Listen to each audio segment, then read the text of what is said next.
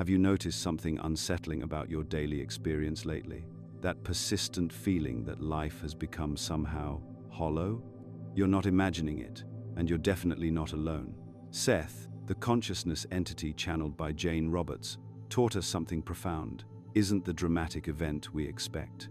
Instead, consciousness can slip between dimensional realities so seamlessly that we continue experiencing what feels like life, unaware we've transitioned states entirely. Consider these signs: colors appearing strangely muted, as if someone adjusted reality's saturation, laughter that sounds distant, even your own. Days blurring together in ways that stress or age can't explain. That creeping sensation you're moving through something artificial, like being the only one who notices the movie set's painted backdrops. According to SETH's teachings on probable selves, we constantly shift between different versions of reality. What if one of those shifts was more significant than you realized?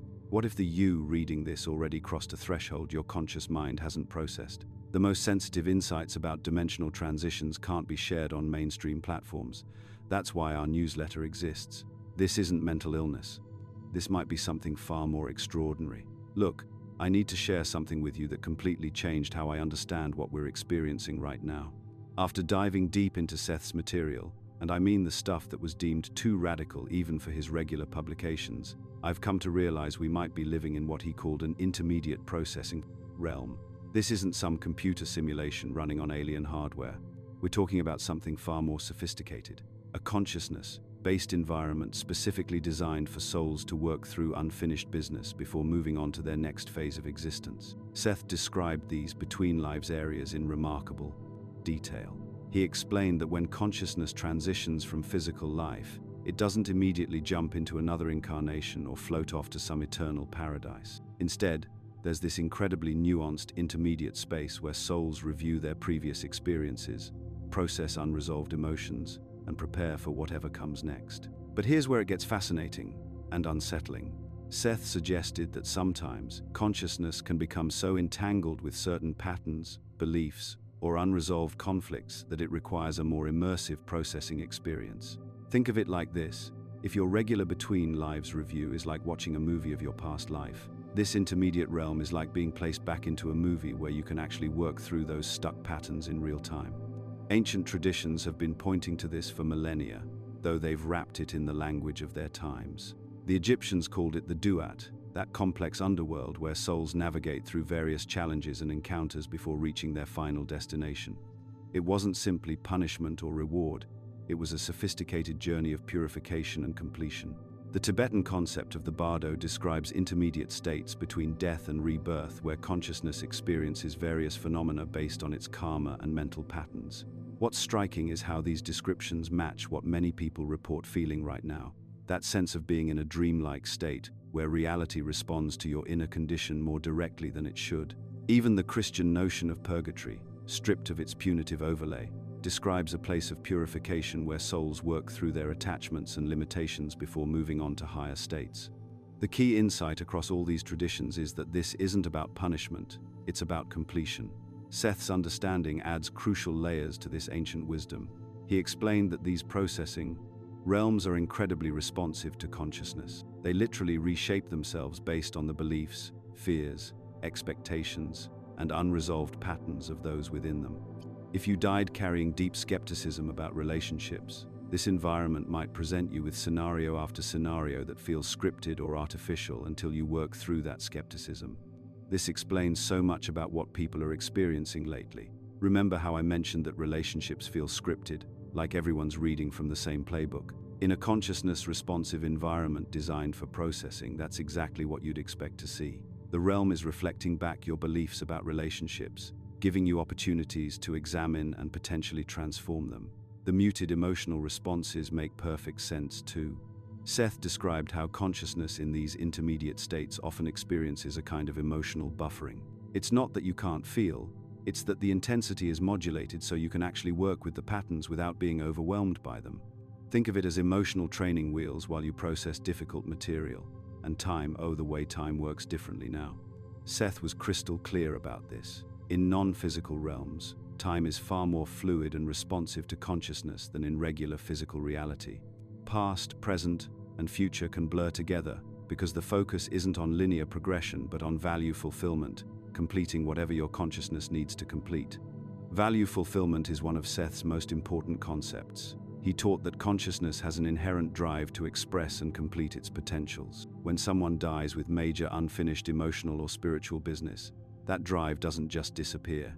The consciousness naturally gravitates toward experiences that will allow it to fulfill those incomplete values and resolve those unfinished patterns. So if you died feeling like you never really understood authentic love, or carrying deep resentment about injustice, or harboring fears about your own worth, this processing realm would be specifically calibrated to give you experiences that address those exact issues, not to punish you, but to help you complete what was left undone. The technological metaphor of simulation actually captures something important here, even though we're not talking about computer code. Just like a sophisticated simulation responds to user input and adapts its scenarios accordingly, this consciousness-based realm responds to your mental and emotional patterns, creating experiences that mirror your inner condition while providing opportunities for growth. This is why the environment feels familiar enough to be comfortable but strange enough to be unsettling. Seth explained that these realms are carefully calibrated to prevent shock while promoting growth. Too familiar, and you'd just repeat old patterns without examining them. Too strange, and you'd be too disoriented to do any meaningful work. What's remarkable is how quantum physics supports these ideas about observer-based reality creation. The observer effect shows us that consciousness plays a fundamental role in determining what becomes real at the quantum level. Seth was teaching this decades before physicists started talking about it, that consciousness doesn't just observe reality, it participates in creating it through belief and expectation.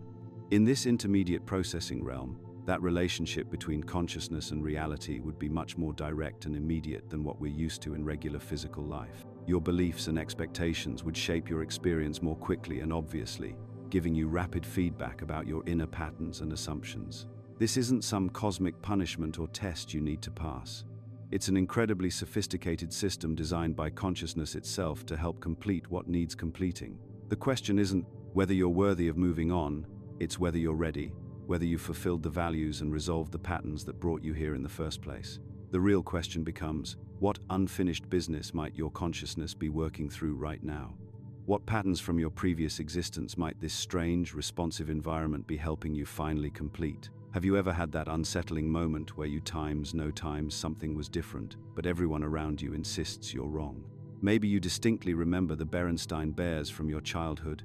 You can practically see those golden letters on the book spine, only to discover they were always the Berenstain Bears. Or perhaps you're absolutely certain the Monopoly man wore a monocle, complete with that distinguished top hat and eyepiece combination. Yet when you look it up, there's no monocle to be found. These aren't simple memory lapses. According to Seth's teachings, what we call the Mandela effect represents something far more profound, bleeding through from alternate probability lines that your consciousness has actually experienced. Seth consistently emphasized that all probable realities exist simultaneously. Every choice, every potential outcome, every what-if scenario plays out in parallel dimensions of experience. But here's where it gets fascinating. Your consciousness isn't limited to just one probability line. In this processing realm we discussed earlier, the boundaries between probable realities become remarkably thin. Think about those Star Wars memories for a moment. Millions of people swear Darth Vader said, "Luke, I am your father," yet the actual line is, "No, I am your father." This isn't mass delusion. In Seth's framework, there are probable realities where that conversation unfolded differently, where the script was written with different emphasis, where cultural memory formed around alternate versions of that pivotal scene. Your consciousness has fragments of memory from these other probability lines because you've experienced them. Not metaphorically, literally experienced them in parallel processing streams that your awareness touches during this between lives simulation phase. Seth described what he called moment points, intersections where multiple probabilities converge and reality can shift. During these moments, which happen more frequently than we realize, consciousness can slip between probable tracks. Most people never notice because they're not paying attention, but sensitive individuals pick up on these transitions. The reason millions share identical false memories isn't coincidence. It's because certain probable realities were once more dominant, more widely experienced, before the processing system made adjustments. When the simulation needs to recalibrate, perhaps to accommodate the collective lessons being learned by the souls passing through, reality parameters shift. Consider how these memory glitches cluster around specific time periods and cultural touchstones. The Berenstain divided by Berenstain shift affects people who read those books during particular decades. The Monopoly Man's monocle correlates with specific generational memories. These aren't random errors but systematic discontinuities that reveal the underlying structure of this reality processing system. Seth taught that consciousness naturally exists across multiple dimensions simultaneously. In our normal earthly incarnations, we're focused primarily on one probability track. But in this intermediate realm, that focusing mechanism loosens. You begin accessing memories from parallel versions of events because your consciousness is no longer constrained by the singular timeline structure of physical reality. Some individuals are more susceptible to noticing these shifts, and it's not random. Those with heightened intuitive abilities, people who've always felt slightly out of step with consensus reality, individuals, beginning to wake up within the simulation, they're the ones reporting these experiences most frequently. Their consciousness is starting to operate more broadly, picking up signals from adjacent probability streams. The psychological impact runs deeper than simple confusion. When you can't trust your own memory, when shared cultural touchstones shift beneath your feet, it creates a fundamental questioning of reality itself. And according to Seth's framework, this might be entirely intentional. This processing realm isn't just about reviewing past lives or planning future incarnations. It's about expanding consciousness beyond the limitations of singular timeline thinking. The memory glitches serve as breadcrumbs, leading awareness toward recognition of its true multidimensional nature.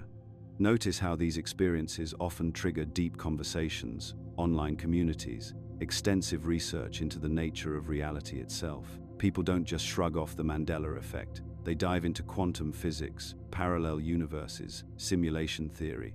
The glitches catalyze exactly the kind of expanded thinking that consciousness development requires. Seth mentioned that reality has a malleable quality that becomes more apparent as consciousness evolves. In physical incarnation, we experience reality as solid, fixed, unchangeable. But in this intermediate processing space, consciousness encounters reality's fundamental flexibility. The Mandela effect represents moments where that flexibility becomes visible to incarnated awareness. The simulation periodically resets certain parameters, adjusting the collective experience to optimize the learning environment for the souls passing through. These adjustments create discontinuities, moments where the previous version of reality doesn't quite align with the updated version. Most consciousness accepts the new parameters automatically, but some retain fragments of the previous configuration. What's particularly intriguing is how these memory inconsistencies often involve seemingly trivial details, cartoon spellings, movie quotes, corporate logos. But Seth would argue that consciousness development happens through precisely these kinds of small recognitions. The trivial nature makes the experience less threatening, allowing awareness to grapple with reality's malleable nature without complete psychological overwhelm. If you're experiencing these memory glitches, pay attention to them. They're not signs of mental instability or poor memory. They're indicators that your consciousness is beginning to operate beyond the constraints of singular timeline awareness. You're starting to access the broader spectrum of your multidimensional experience. The question isn't whether these memories are real or false. In Seth's framework, all probabilities are equally real. The question is what these experiences reveal about the nature of consciousness and the processing system we're currently navigating. They're glimpses behind the curtain, showing us the malleable, multidimensional nature of reality itself. These glitches in the matrix aren't bugs, they're features, designed to gradually awaken consciousness to its true nature and capabilities. The strangest part about living in this processing realm isn't the memory glitches we discussed earlier. It's what's happening to time itself. You've felt it, haven't you?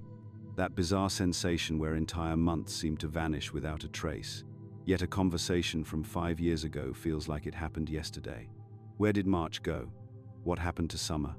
It's as if someone hit fast forward on your life while you were looking the other way. Seth spoke extensively about this phenomenon decades before most people began experiencing it so intensely. He explained that consciousness naturally exists outside of linear time, what we call the eternal now, where past, present, and future are simply different focal points of the same infinite moment. But here's what's fascinating. If this realm truly is designed for consciousness processing, then the manipulation of temporal experience becomes one of its most sophisticated control mechanisms. Think about how time operated differently in your childhood compared to now. Remember those endless summer afternoons that stretched like golden honey?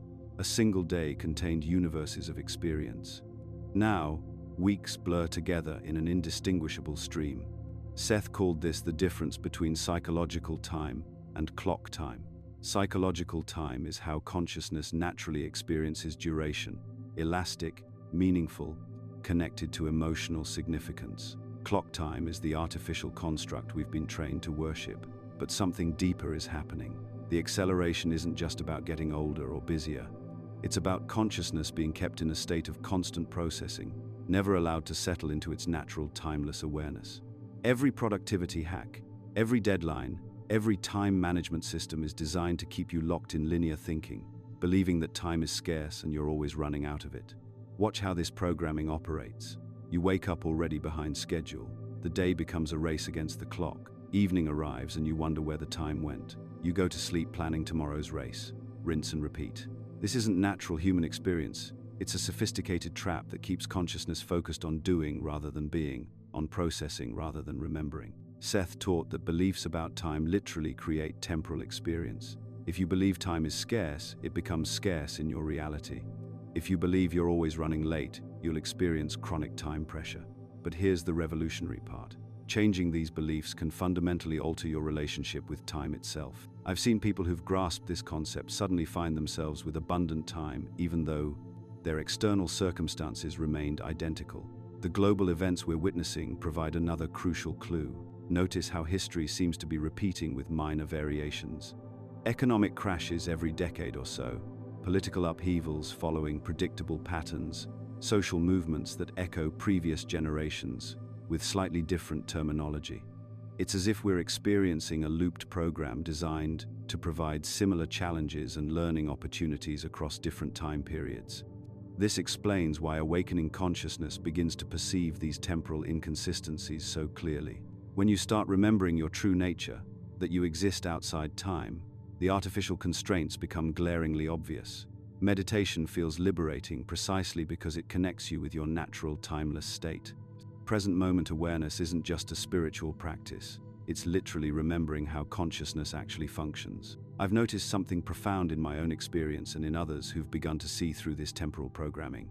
When you stop believing in artificial time scarcity, when you refuse to participate in the constant rush, time begins to behave differently around you. Synchronicities increase. The right opportunities appear at the perfect moment. You arrive places exactly when you need to, without the frantic rushing. This isn't magical thinking. It's consciousness operating according to its natural principles rather than artificial constraints. Seth explained that in our true state, we coordinate activities through what he called inner senses, rather than external scheduling. We know when to be where through intuitive timing that's far more sophisticated than any calendar system. The workplace provides perfect examples of how this temporal control operates. Deadlines create artificial urgency. Meetings fragment natural attention rhythms. Performance reviews impose linear progress expectations on consciousness that naturally develops in spirals and quantum leaps.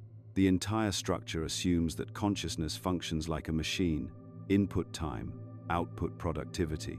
But consciousness doesn't work that way. It has its own rhythms, its own timing, its own way of processing information and creating solutions. Some insights arrive instantly. Others gestate for years before emerging fully formed. Forcing consciousness into artificial time constraints is like trying to schedule when you'll have your next breakthrough or when you'll fall in love. Here's what's particularly insidious. The system has convinced us that this temporal imprisonment is freedom. Time management is sold as empowerment. Productivity tools promise to give you more time, but they actually fragment your attention into smaller and smaller units. You become a prisoner of your own calendar, scheduling your life into 15-minute increments. Meanwhile, consciousness that's remembering its true nature begins to experience what Seth called the spacious present, a state where you have all the time you need for what truly matters. Not because you've managed your schedule better, but because you've stopped believing in the artificial scarcity that keeps most people in constant temporal anxiety. The implications of this go far beyond personal time management. If enough consciousness awakens to its natural relationship with time, the entire structure of this processing realm begins to shift. Artificial urgency loses its power. Deadline-driven manipulation becomes ineffective. The rush toward nowhere in particular simply stops making sense. Pay attention to your own temporal experience this week. Notice when time feels abundant versus scarce. What beliefs are operating in each state? This awareness is the first step toward reclaiming your natural relationship with time itself. Remember those memory glitches we talked about? The way time seems to collapse and stretch like taffy? Well, there's something even more unsettling happening alongside these phenomena. The things that used to matter, the achievements, the possessions, the social climbing, they're starting to feel like cardboard cutouts of meaning.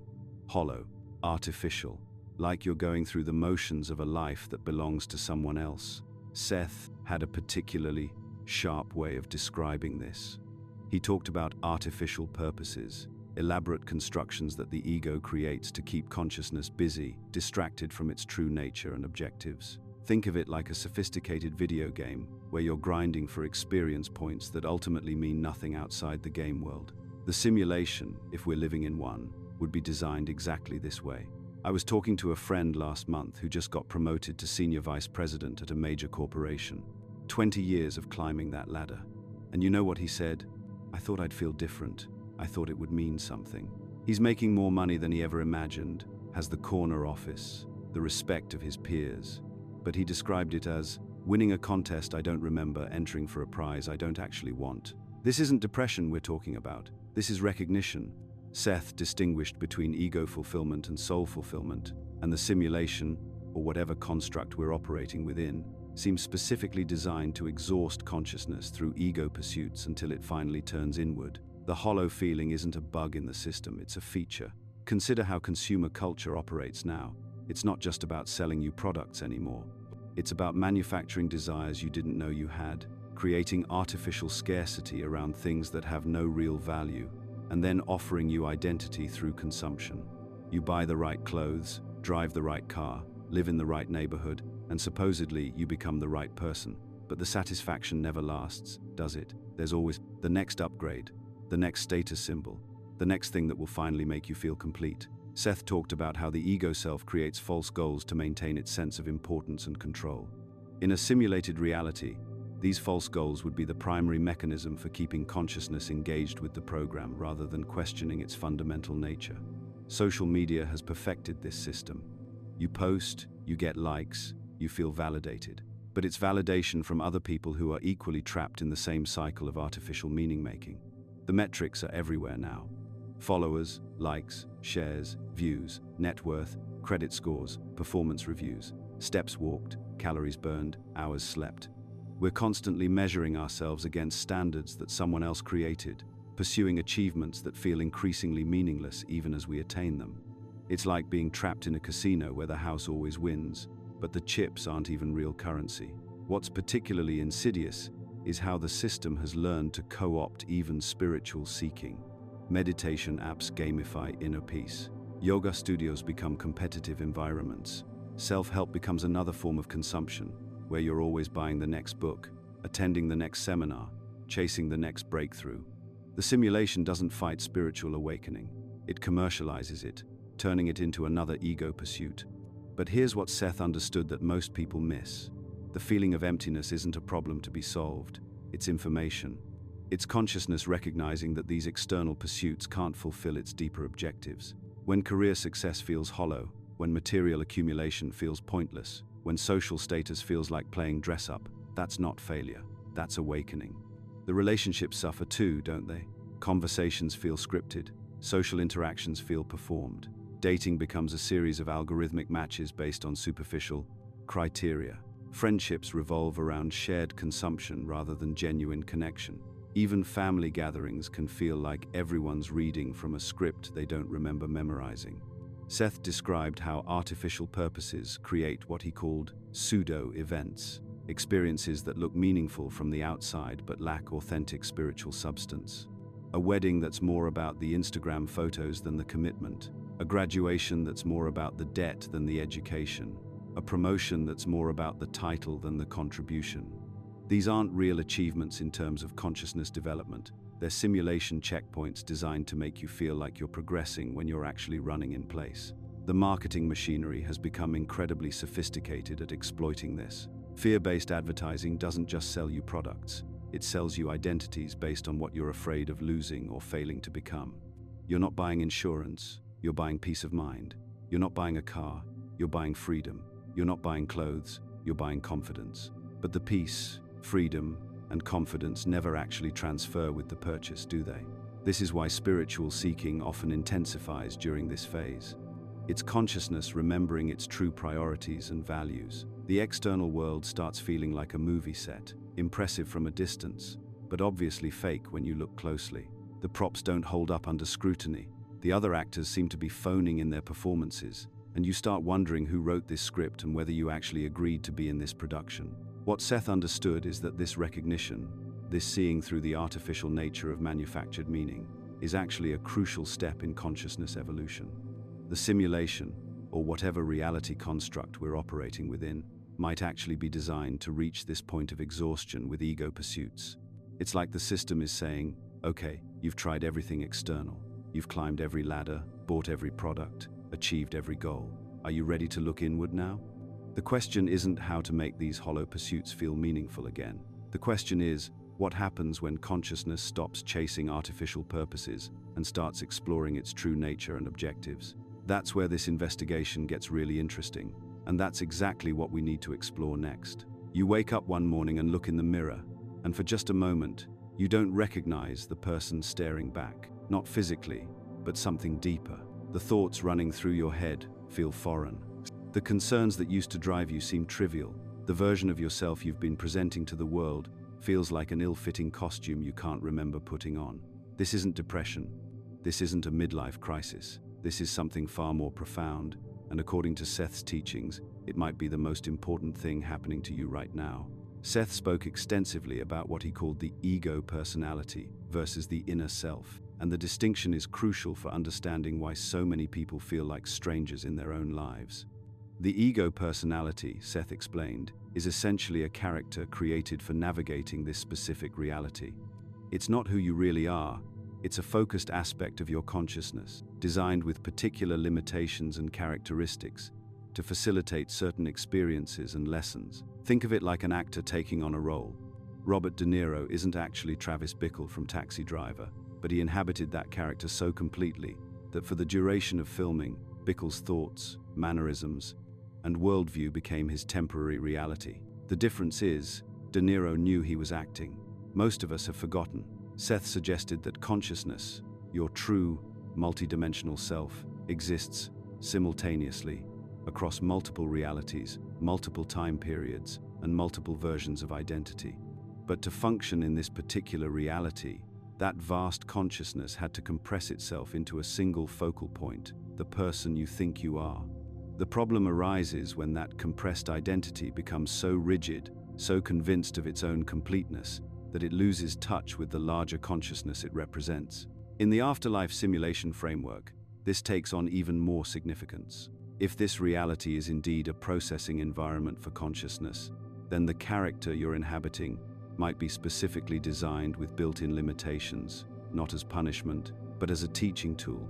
Just like a flight simulator restricts a pilot's options to focus on specific skills, your current identity might be a deliberately constrained version of your true self, created to facilitate particular types of learning and growth. This explains why the identity crisis feels so disorienting. You're not losing your mind, you're outgrowing your character. Sarah, a marketing executive from Denver, described it perfectly.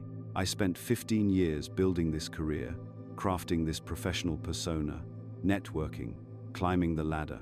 Then one day, sitting in a strategy meeting about laundry detergent market penetration, I had this overwhelming sense that I was watching someone else's life. The woman in that conference room, nodding and taking notes about fabric softener demographics, that wasn't me. But if that wasn't me, then who was I? Sarah's experience illustrates what Seth called the personality's recognition of its own artificiality. The ego, personality, begins to sense that it's a construct, a role being played, rather than the totality of identity. This recognition can be terrifying because the personality has been operating under the assumption that it is you, completely and entirely. But here's where it gets really interesting. Seth taught that the inner self, your true consciousness, communicates constantly through dreams, intuition, synchronicities, and what we might call impulses toward authenticity. When the ego personality becomes too rigid or disconnected from this larger self, these communications become more insistent. Suddenly, career paths that once seemed important feel meaningless. Relationships where you've been playing a role feel exhausting. Possessions that once defined your status feel like burdens. The simulation environment might actually accelerate this process. If consciousness is indeed processing experiences in a compressed, intensified format, then the lessons about identity and authenticity might unfold more rapidly than they would in a standard physical reality. This could explain why so many people report sudden, dramatic shifts in their sense of self, changes that might normally take decades happening over months or even weeks. Consider how social conditioning creates these false identity markers. We're taught to define ourselves through job titles, educational achievements, relationship status, possessions, political affiliations, even entertainment preferences. I'm a lawyer. I'm a Democrat. I'm a dog person. I'm someone who drives a BMW. These aren't descriptions of consciousness. They're costume, pieces for the character we're playing. The terror of ego dissolution comes from the personality's fear of annihilation. If I'm not my job, my relationships, my preferences, my history, then what am I? The personality can't conceive of existence beyond its own boundaries, so any expansion of identity feels like death. But Seth described this dissolution as liberation, not destruction. The ego personality isn't being eliminated. It's being revealed as one facet of a much larger, more magnificent consciousness. It's like a single note in a symphony suddenly becoming aware of the entire orchestra. This is why old interests suddenly feel foreign. The consciousness that chose those interests, that compressed, limited version of yourself, is expanding beyond the boundaries that made those choices. It's not that there's anything wrong with your previous interests. It's that they no longer serve the expanding awareness you're becoming. The same principle applies to relationships. Many people report feeling like they're acting around family members, old friends, even spouses. This isn't necessarily because these relationships are unhealthy, though some might be, but because the version of yourself that formed these relationships is no longer the only version of yourself you're aware of. Seth spoke about multiple simultaneous existences, suggesting that what we call the self is actually one focus of attention among many. As consciousness begins to sense these other aspects of itself, the current identity naturally feels constraining. Imagine spending your whole life in a small room, then suddenly becoming aware that the room is just one corner of a vast mansion you own. The room isn't bad, but you're no longer content to pretend it's all their island. The practical challenge becomes navigating this expansion while maintaining functional relationships and responsibilities. Seth suggested that the key is understanding the ego personality as a tool rather than an identity. You don't throw away a hammer because you've learned to use a screwdriver. You recognize that different tools serve different purposes. This means maintaining what Seth called personality flexibility, the ability to engage your constructed identity when it's useful while remaining aware of the larger consciousness you represent. At work, you might still function as the marketing executive or the teacher or the parent, but you're no longer trapped in believing that role defines you completely. The identity crisis isn't a breakdown, it's a breakthrough. It's consciousness remembering its true multidimensional nature and beginning to operate from that expanded awareness rather than the compressed, limited character it created for this particular reality. If you're experiencing this identity dissolution, pay attention to what emerges in the spaces between your old self-definitions. Those glimpses of expanded awareness aren't confusion, they're remembrance. Now we reach perhaps the most profound question of all. Who or what is behind this intermediate realm we find ourselves in? And more importantly, why does it exist? The original interview touched on possibilities like advanced AI or extraterrestrial civilizations pulling the strings. But Seth's teachings reveal something far more sophisticated and, frankly, more beautiful than external manipulation. What if I told you that you yourself, at a higher level of consciousness, help design this exact experience you're living through? According to Seth, reality isn't created by some distant puppet master. It emerges from what he calls consciousness units, the fundamental building blocks of existence that are far more basic than atoms or quarks. These units of consciousness naturally organize themselves into increasingly complex structures. Your individual awareness represents one level, but you're simultaneously part of larger consciousness formations, your soul family, your entity, and ultimately what Seth terms all that island. Think of it like a vast collaborative video game design project. You're not just the player character stumbling through someone else's creation. You're simultaneously the player, one of the game designers, and part of the engine running the whole system. The catch? Most of your awareness is focused on the player character level, with only occasional glimpses of your role as designer. This explains why the simulation feels so perfectly tailored to push your specific buttons. It's not surveillance capitalism or algorithmic manipulation, though those exist as surface-level phenomena. It's because you, at a soul level, collaborated with other aspects of consciousness to create learning environments that would challenge you in precisely the ways needed for your development. Seth describes how consciousness naturally seeks what he calls value fulfillment, the expansion and creative expression of its inherent potential. Just as a seed contains the blueprint for becoming a tree, your consciousness contains potentials that can only be actualized through specific types of experience. The intermediate realm we're in serves as a sophisticated training ground where these potentials can be explored and developed. But here's where it gets really interesting. Seth explains that this reality operates through what he calls frameworks, structured environments where consciousness can focus its attention and creative power. Our current framework appears increasingly artificial because we're approaching a transition point. The old framework of purely physical-focused reality is giving way to something that incorporates greater conscious awareness of the creative process itself. This is why so many people report feeling like they're living in a simulation. We're not in a computer program created by machines.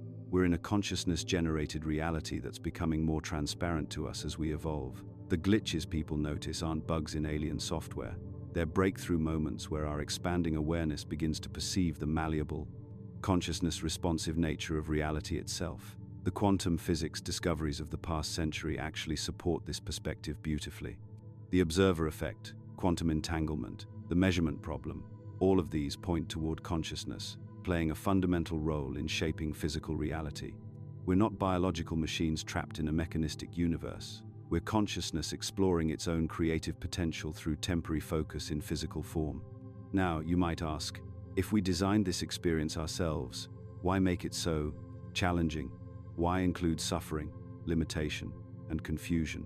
Seth addresses this directly. Consciousness learns through contrast and challenge. A video game with no obstacles would be boring and teach you nothing. Similarly, a reality without problems to solve, limitations to transcend, and mysteries to unravel wouldn't provide the rich learning environment that promotes growth. What appears as malevolent control from our limited perspective often represents benevolent challenge from a broader view. The systems that seem designed to keep us small and compliant, they're actually providing the exact resistance needed to develop our capacity for conscious creation and authentic self-expression. Every time you push back against conformity, question authority, or assert your individual truth, you're exercising spiritual muscles that can only be strengthened through use. This doesn't mean we should passively accept harmful conditions or avoid working for positive change. Quite the opposite. Recognizing our role as co-creators means taking responsibility for improving the collective experience. But it shifts our approach from victim consciousness to creator consciousness. Instead of fighting against external oppressors, we're reclaiming our power as conscious beings who chose to be here for specific evolutionary purposes. The reason this game needs to remain largely unconscious is crucial to understand. If you fully remembered being the game designer while playing the character, the learning value would be compromised. It's like trying to surprise yourself with a gift you bought for yourself. Knowing too much about the setup defeats the purpose. The temporary forgetting of our larger identity allows us to have genuine experiences of discovery, growth, and transformation. But we're now at a unique point in this reality's evolution. More and more people are beginning to remember their larger identity while still maintaining their character focus. This creates what Seth calls conscious co-creation, the ability to participate knowingly in reality construction while still engaging fully with the experiences we're creating. The collaborative nature of this process means that as individuals awaken to their creative power, it affects the entire collective simulation. Each person who begins operating from creator consciousness rather than victim consciousness shifts the parameters for everyone else. This is why personal transformation work isn't selfish. It's one of the most powerful ways to contribute to collective evolution.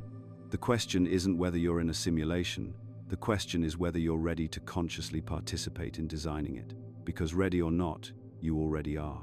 The only choice is whether you'll do it consciously or unconsciously, as a victim of circumstances, or as a deliberate creator of your experience. Your growing sense that reality feels different lately. That's not a bug in someone else's system. That's your consciousness beginning to remember who you really are and why you chose to be here. The architects of this reality aren't distant overlords. They're you and me and everyone else, operating from levels of awareness we're just beginning to consciously access. And that changes everything about how we approach the experience we're having. You know what's fascinating about living in what we've been calling an afterlife simulation? The communication system is unlike anything we experience in ordinary physical reality. SETH talks extensively about how consciousness communicates across dimensional boundaries, and once you understand this mechanism, those strange coincidences and perfectly timed events start making perfect sense. Think about the last time a book fell open to exactly the page you needed to read, or when a stranger struck up a conversation that delivered precisely the insight you'd been seeking. Most people dismiss these as random coincidences, but Seth explains that consciousness operates through what he calls impulses. These are actually navigation signals from your inner self, guiding your ego personality toward greater awareness and more appropriate choices within whatever reality system you're operating in. Here's where it gets really interesting. According to Seth, your inner self exists outside the time-space framework that constrains your daily awareness. It can see the broader patterns, the connections, the optimal pathways for your growth and experience. But it can't simply download this information directly into your conscious mind without overwhelming your current identity structure. So instead, it uses synchronicity as a communication method. I remember Seth describing how other aspects of yourself, what he calls your probable selves, can actually collaborate to create these synchronistic events. Imagine multiple versions of you existing in slightly different reality streams, working together to arrange meaningful coincidences in this particular dimension. That conversation with a stranger? That might be another aspect of yourself, operating through that person's consciousness, delivering exactly what you need to hear. But here's what makes this simulation theory so compelling. The cooperative nature of consciousness that Seth describes means these synchronicities aren't just coming from your own inner self. Other entities, other consciousness units, can participate in creating meaningful events in your experience. It's like a vast network of awareness, all working together to provide guidance, testing, and opportunities for growth. The difference between random coincidence and meaningful synchronicity comes down to what Seth calls value fulfillment. Random events serve no particular purpose in your development, but synchronicities always carry meaning, always point towards some form of growth or awareness. They often present you with choices. Will you choose love over fear, growth over stagnation, trust over doubt? I've noticed that people going through spiritual awakening report dramatically increased synchronicity. Seth explains this perfectly. As consciousness becomes more receptive to its own inner guidance system, the communication channels open wider. Your belief systems literally affect the type and frequency of synchronistic experiences you can receive. Someone who believes life is random and meaningless will experience far fewer meaningful coincidences than someone who believes in an interconnected, purposeful universe. It's not that the universe plays favorites, it's that belief systems act like filters, determining what kinds of experiences can penetrate into conscious awareness. Dreams operate on this same principle, but with even less interference from the ego mind. Seth describes dreams as direct communication from the inner self, often providing practical guidance for navigating daily life. In a simulation environment, dreams might function as briefing sessions, updates from the larger consciousness that's orchestrating your experience. I've seen people receive incredibly specific guidance through dreams, solutions to business problems, warnings about health issues, even detailed information about people they're about to meet. The inner self, operating outside linear time, can preview upcoming probability patterns and send relevant information through the dream state. But synchronicity isn't just about receiving guidance, it's also about testing. The simulation might present opportunities disguised as coincidences, allowing you to demonstrate your current level of spiritual development. Will you act on that impulse to help a stranger? Will you trust that seemingly irrational intuition about changing career paths? These are the moments where growth actually happens. Seth talks about how impulses serve as navigation tools within any reality system. These aren't random urges, they're precise guidance signals from the deeper aspects of yourself. The impulse to call an old friend, to take a different route home, to pick up a particular book, these are your inner self's way of steering your experience toward optimal outcomes. What's remarkable is how the simulation seems to respond to your level of awareness. People who begin paying attention to synchronicity report that it increases dramatically. It's as if the system recognizes your receptivity and begins communicating more directly. Books fall open to relevant passages more frequently. Conversations become more meaningful. Even license plates and billboards seem to carry personal messages. This is where Seth's teachings about the cooperative nature of consciousness become crucial. You're not navigating this reality alone. There's an entire support network of consciousness, your inner self, other aspects of yourself, even other entities, all working to provide guidance and assistance. But they have to work within the rules of the simulation, which means communication often comes through seemingly external synchronicities.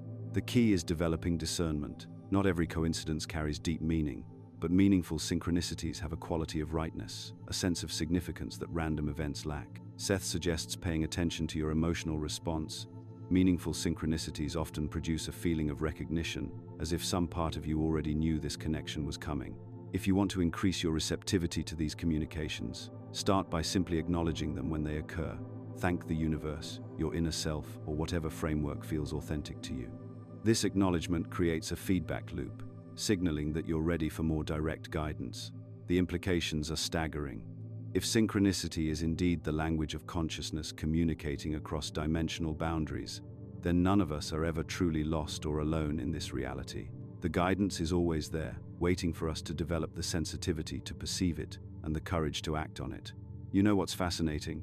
After decades of studying Seth's material and working with thousands of people who feel trapped in these repetitive life patterns, I've discovered something profound. The loops aren't actually external prisons.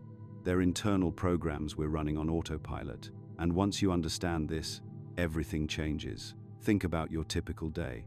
You wake up, check your phone, feel that familiar anxiety about the news or social media, maybe grab the same breakfast, sit in the same traffic, have the same conversations at work.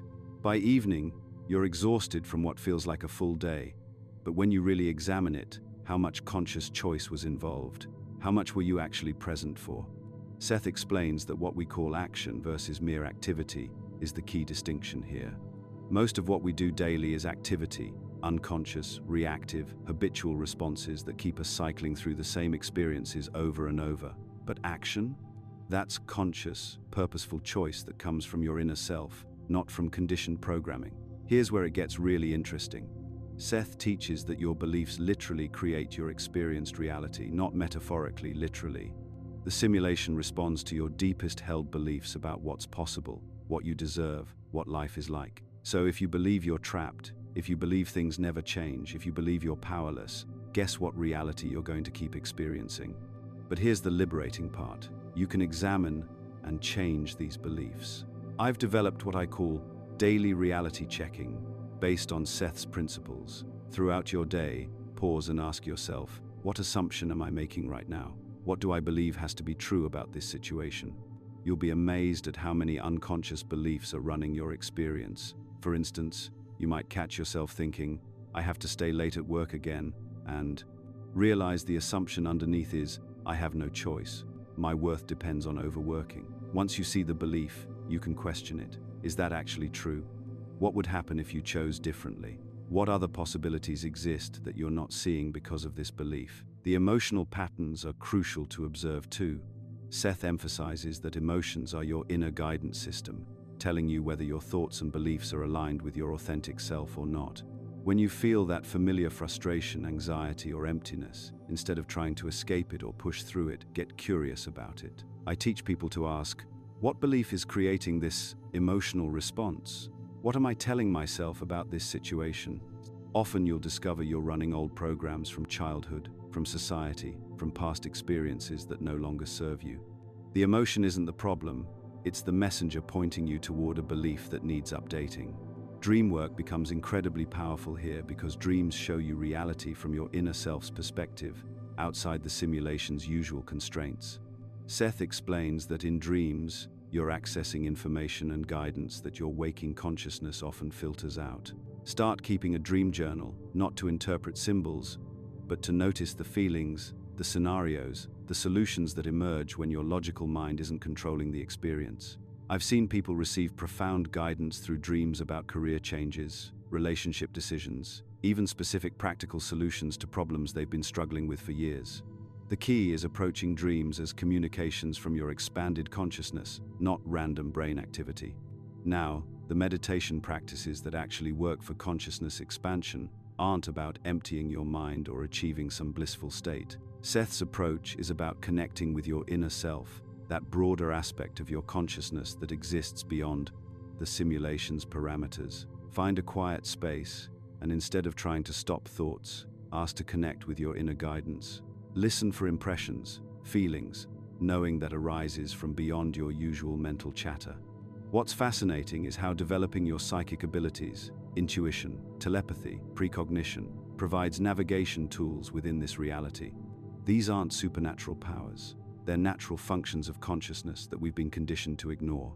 When you start paying attention to hunches, gut feelings, those moments when you just know something, you're accessing information from outside the simulation's normal data streams. The power of expectation and suggestion is enormous here. SETH explains that what you expect to happen has tremendous influence on what actually manifests. This isn't positive thinking, it's understanding that your expectations are instructions to the simulation about what reality to generate. If you expect synchronicities to guide you, they will. If you expect opportunities to appear, they do. If you expect to feel trapped and limited, that becomes your experience. But let's get practical about the challenges. You're probably wondering how to maintain relationships and responsibilities while going through this consciousness transformation.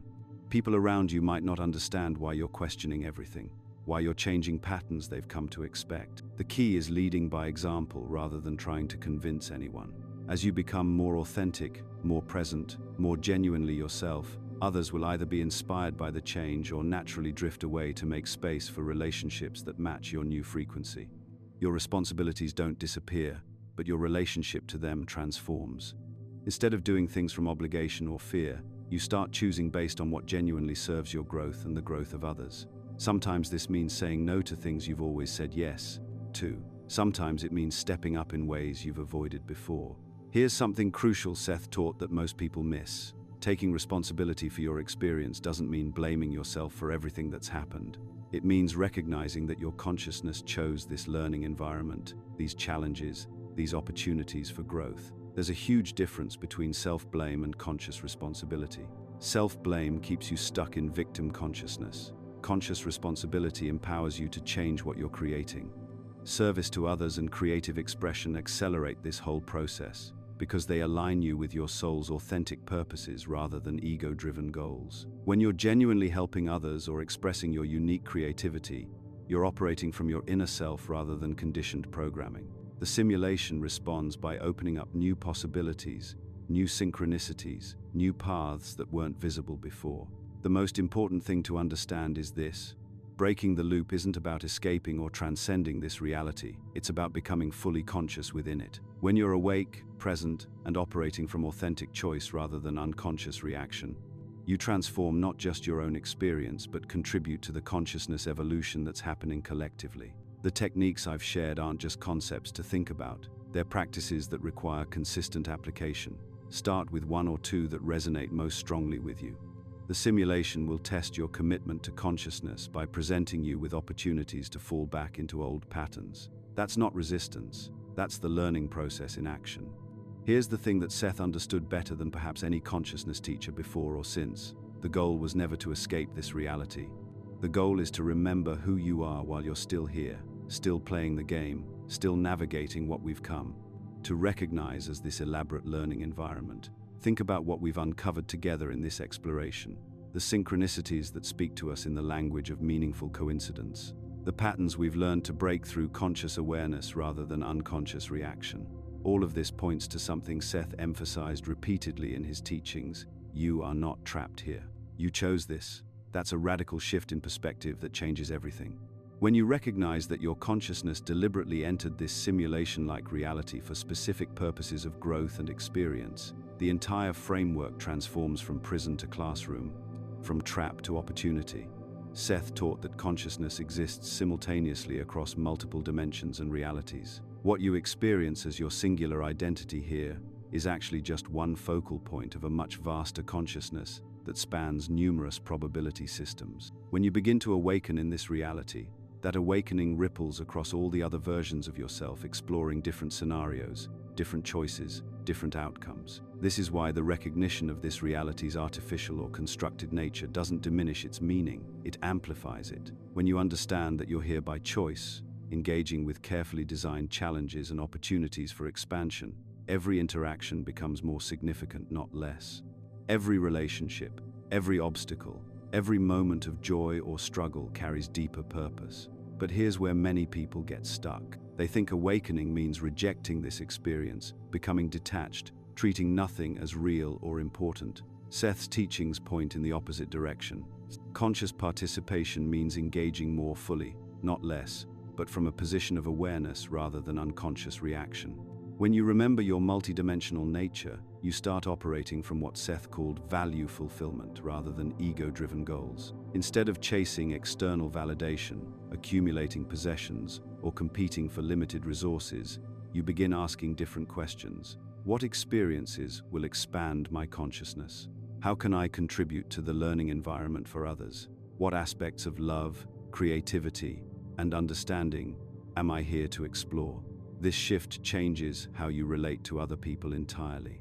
Instead of seeing competitors, threats, or objects for your desires, you begin recognizing fellow conscious entities who are also navigating their own carefully chosen learning scenarios. That person who triggers your anger, they might be providing you with an opportunity to practice patience or boundary setting. The relationship that challenges you, it could be offering both of you chances to explore forgiveness, communication, or unconditional love. SETH emphasized that we often incarnate in groups, playing different roles for each other across various lifetimes and realities. The difficult boss, the challenging family member, the inspiring teacher, tease, these might all be aspects of consciousness that have agreed to help create specific learning opportunities for your expansion. This recognition comes with profound responsibility. When you begin to see through the simulation's more obvious control mechanisms, when you stop reacting unconsciously to its programming, you naturally want to help others achieve the same clarity.